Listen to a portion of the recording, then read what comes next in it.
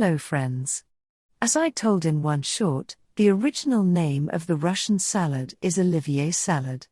This is what this salad is called in post-Soviet countries. The recipe for this salad was created by a Belgian chef, but has been modified several times over the past 100 years. Nevertheless, this salad was necessary on the tables of Soviet housewives, but only on the biggest holidays. I cook it almost the same way my mom did, although I replaced the sausage, like bologna, with ham. To prepare the salad, you need to boil 4 medium potatoes, 2 to 3 carrots, and 4 to 5 eggs. Peel potatoes and carrots. Cut the potatoes and carrots into small cubes. I prefer cube sizes no larger than 7 to 8 millimeters, no more than 1 centimeter.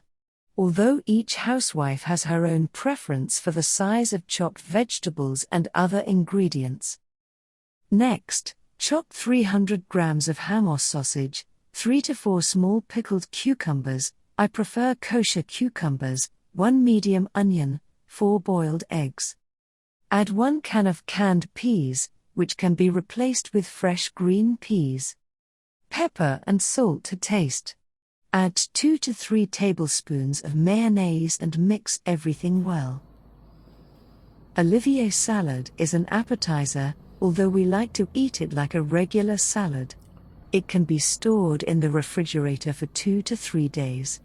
You can add mayonnaise only when serving, then the salad can be stored in the refrigerator longer.